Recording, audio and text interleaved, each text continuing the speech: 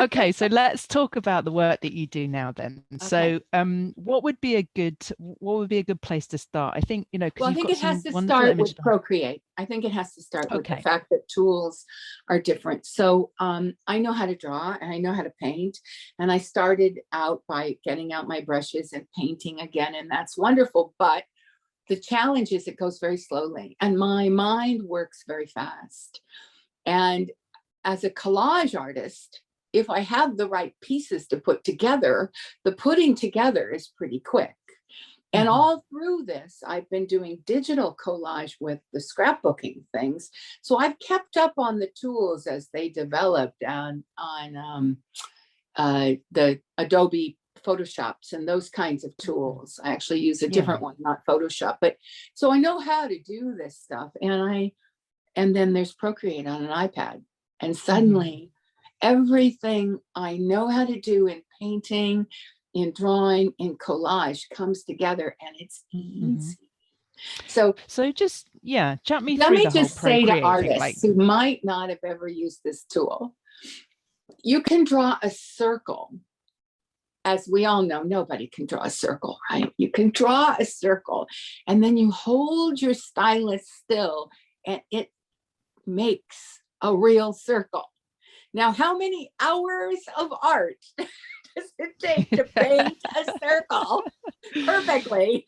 And I can draw it and hang out there, and it's there. Though it's the thing that makes digital work, to me, like magical. It's like magic. We've talked a little bit about, not enough, but we have talked a little bit about this, because we talked about David Hockney in one of the art salons and his digital art. And one of the things that I had to go was, to that show because I was so angry at what everybody was saying about digital art. Did you think it was good? It was.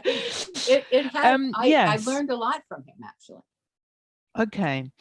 Well, I suppose one of the things that I think is, does it well, I'm not an artist, so I'm not, and I've never used Procreate, but one of the things that I don't know whether this is a wrong presumption, is does it make it easier? So is Absolutely. it easier to be? It does make it easier, but that then requires of you that your images are somehow I can do things in Procreate that are beyond what I can paint. So they so that lets my innate curiosity say, oh, what could I do? How would it look if this happened?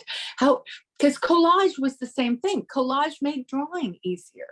I took a bunch of things, I cut them out, I put them together. I went to the copy machine. I made them bigger or smaller or whatever they needed to be, and I brought them over and I put them together. But somehow collage is better than Procreate. I don't get it. Procreate's just faster.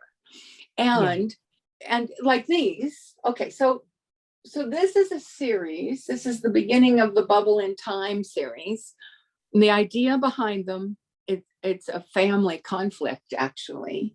And I'm reminding myself and others that things that happen, good or bad, are just a bubble in time. So I'm focused on, these people, this situation. And I'm reminding myself that, sometimes things are good, sometimes bad. What's behind the bubbles are landscapes that have particular emotive quality to them. And I'm just reminding myself that that life has a lot of options, and they are just bubbles in time. Just lighten up. This whole series says lighten up. So how you created this? Did you have an image of, because there's a landscape there of, is it a mountain just behind your head? Is that a landscape there? This one? So that one is actually so that one's a collage of this is like the stuff. This is like rock crystal with its points on you. And with a kind of, and I'm trying to say watery, like the emotions. I've got several things that I've put together for that image. This one, though, is more like a single one. This is I call it rugged individualism, because it's plateaus with big gashes in between. Like there's no way people on those plateaus could talk to each other, because there's such a big divide behind them. Those are the kinds of images that I worked with. So did you draw them yourself, or did you No, use an image already found? This series, I use a mixture of when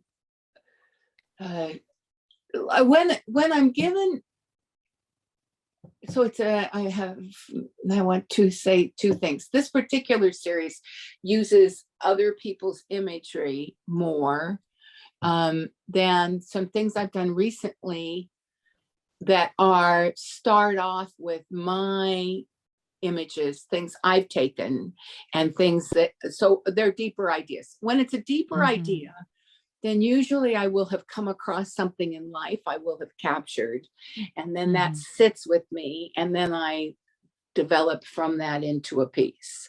This was a different kind of thing. This was a bunch of stuff going on that I wanted to kind of release. And the easy way of doing that was talking in universal truth. And universal truth pictorially can be found in photo libraries. And then you take it from there and you warp it into however you want to warp it. And for me, it was the bubbles in time. Yeah, got you. Okay.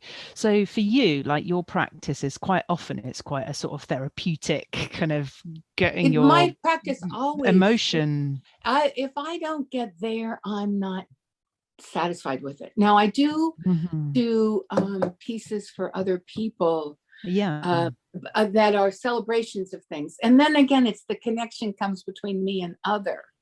But if I'm just sitting around doing work, then the connection has to be between me and me. And that's a pretty cognitive, pretty emotive connection. Okay. That piece behind you on the, I guess it would be on your left, the other side. Yeah, this piece with the flowers. Okay, Is this that one that runs behind me? Right. Oh, is it one piece that goes all the way along? Piece, and that is a deconstruction of the process. Right. So this is right at the time when I'm figuring out this. So that piece is part of there's a whole series of transformational mandalas, and they have, so Tibetan mandalas intrigue me because that it comes from a belief that our inner and outer world can be contained in a circle. So so this is the divine feminine piece. This is the end piece here. These are three options of that piece. But we can't see the side, that side. Oh, you can't. Oops. Like you can only just see the other side. Like okay, so I think it goes on. Yeah, but it's the same. Okay, the one on. Oh, I see what you're saying. Like, yeah, that's it. That's it. See, these are very. These are all very similar. And they are because that's another thing you can do with digital collage is you can freeze it at any given section and take one idea and then go 2 or 3 different ways with it. Right. This is something I always wanted to do as a painting, right? You get halfway through a painting and you think, oh, I wonder what would have happened if I had done that instead of this. And digitally, you can do that. You can stop and then you can take, oh, it's fabulous. So this is, so this is me saying, oh, look, it can be this, or it can be this, or it can be this. And this is how there's the centerpiece. And then this is the seasonal, this is the seasons. It's called the divine feminine because it's all about life. We were someplace and the place we were had left us flowers. So I collaged, I drew and took pictures and collaged the flowers together. And that's the centerpiece, femininity, flowers, all of that. But life has seasons and the seasons go together in different places. And then there's life. These are all people doing lots of exercise. So this is action in life and where we live.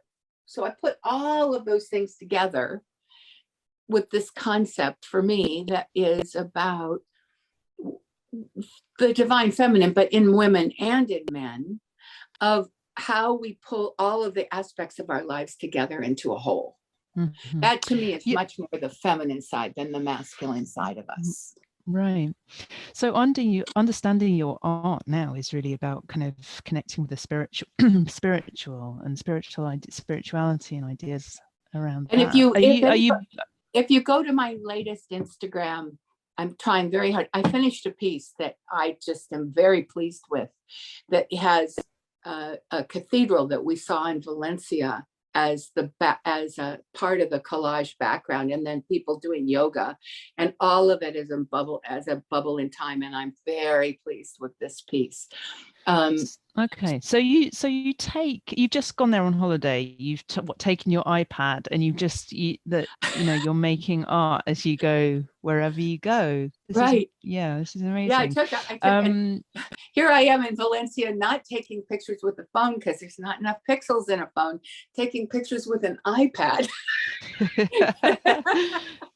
You want to watch yourself, that'll be snatched out of your hand. And yeah, okay, lovely. So so are you Buddhist then? Is that kind of how you've come to? No, it's just an idea that but I respect that lineage. Yeah. Mine would be more so meditation's a practice. Again, I'm a practitioner, not a theoretician. And so most of religion is based on a theoretical base, not a practice base. So the practice would be meditation and yoga. That's the daily get my head in the right space. And then the theoretical comes from, I believe all religions have in common this idea about our creativity and our love for each other and our connection with life and all of that. Yeah, and the earth. Absolutely, I agree. Okay, so now we're kind of running out of time, but what do you hope for your practice? I mean, you've come to, this is a good question. Actually, because I have two. I'm just right now, it's like there's the art as the practice. I'm very pleased with the practice I built, but then there's the art as a business side of things that has to be taken seriously. And I've been thinking about, so who is my collector? I rather like one woman shows and galleries, because the nice thing there is I think the important thing about my work is what you see when you see a lot of it together. I think my work suits itself well for a space, and you walk around and you say, oh yeah, see how that went to that, and see how these pieces, and I think then there's a richness.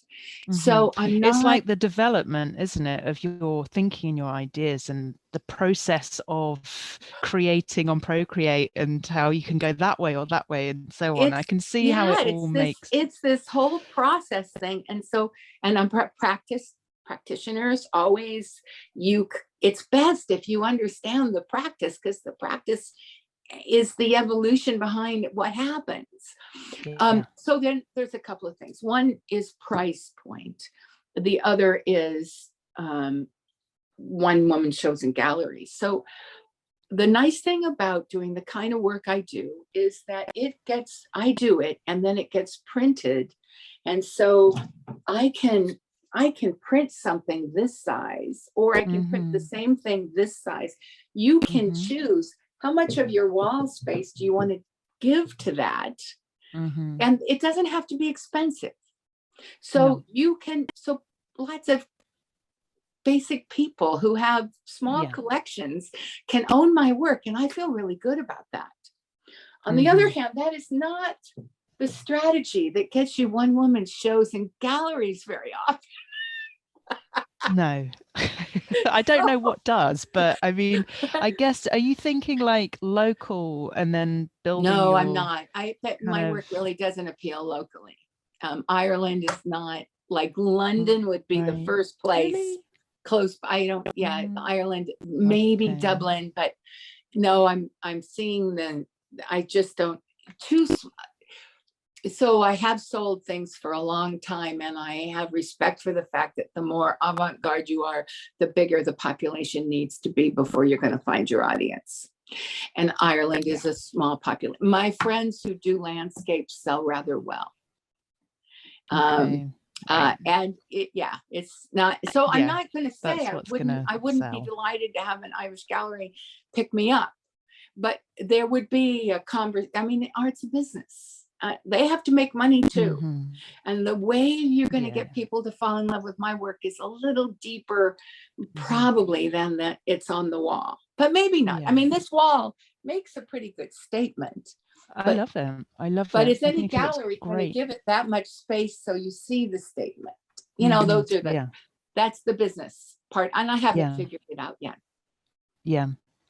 It is tricky, isn't it? I mean, I don't know anything about about that aspect of art, but it's I know it's a challenge for a lot of artists to get their art seen. Well, and Get your art Instagram is seen. huge opportunity, and online Yeah. is huge, and I'm very comfortable with everything online.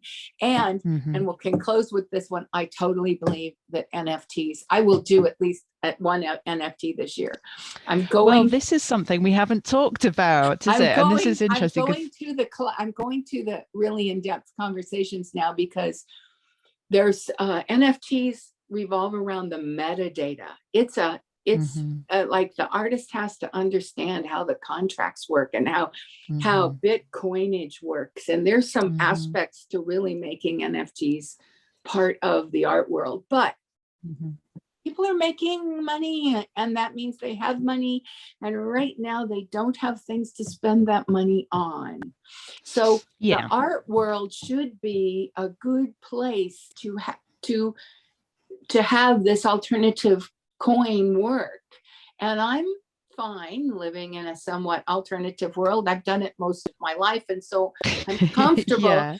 taking on, and I have people who work for me who are also eager and interested in what we're doing. So, but sometime this year, some of my work will go up in NFT land, and we will Well, it'll be try that out. interesting to see how it works out. Yeah. So just to explain, like NFTs are they're kind of data units, aren't they, in a blockchain, as far as I understand, all on on somewhere in the out there. And each data unit can be a photo or a video or an image, and that's non-interchangeable, isn't it? So it's a sort of unique piece of data that is set. Okay, so metadata. And then metadata is everything that that the zeros and ones take when we have an interaction. So part of the metadata is the image itself. But there's also this contract that is this can be sold once. This 10 people went together to buy this thing. Those kinds of contractual arrangements are literally part of the zeros and ones that make up the image.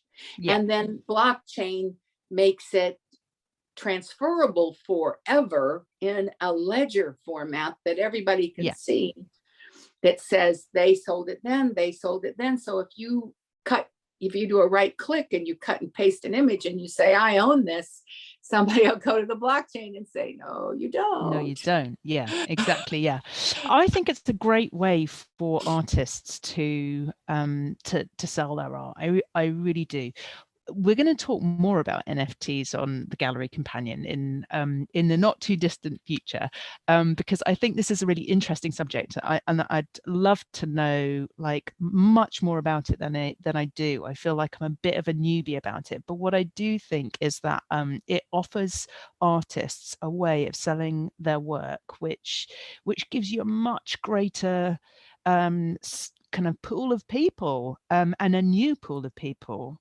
And for that, I think it's and a terrific. potentially rich pool of people. Yes, exactly. You're exactly. not. See, I think how much what you do. At the end of the day, an artist has to think, this cost me so much time. What is it that my time worth?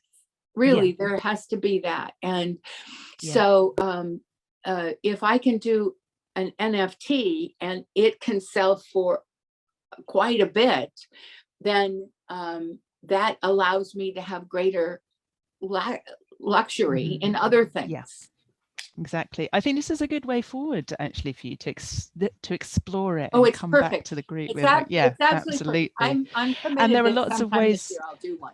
Yeah, but I have and to there are learn lots of there are lots of websites where you can sell your art as well now. That's a kind of growing market, isn't it? So you can sort of look into the different kind of channels that you could potentially sell. And on. Yeah, our it's brilliant. website, It's brilliant. so I have a website at alanajames.com that my tech person and I are putting up, and we are investigating taking blockchain,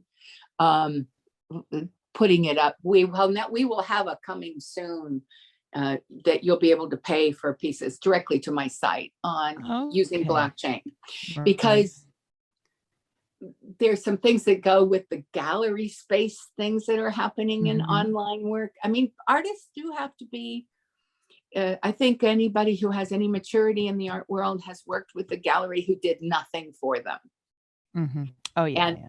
Right. And that's really prime in the online space. In fairness, how much can they do? Yeah. You know, how big is their thing? So they might make it seem like it's easier because you can put it up yourself, but if they're not gonna do much more than just kind of let people stumble across you, then you control the stumble across. Be your own marketing system, is my opinion. Absolutely. Yeah. And there are ways to do that as well, which, because I see a lot of NFTs that come my way through the various kind of lists and emails that I subscribe to and so on. So that, there are ways that artists can individually kind of like work to get, others to notice what they're doing. So yeah, it's a brave new world. It is it's a brave new world. Exactly. Yeah. It is exciting. I'm excited to like go on this journey with you. I'll be like reporting back the whole time. I'll make you.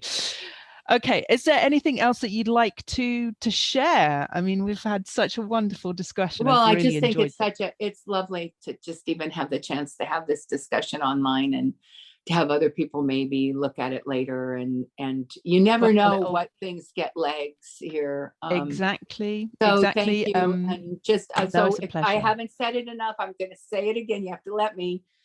The Gallery Companion is absolutely the space that art needs right now. What you're doing with a network, with people having a chance to interact in this way, it's sort of, this is what the internet can give artists. And I just hope everybody who yearned for it, like I did, finds it. Please. Let's hope. You're doing the right thing. Thank you so much, Alana.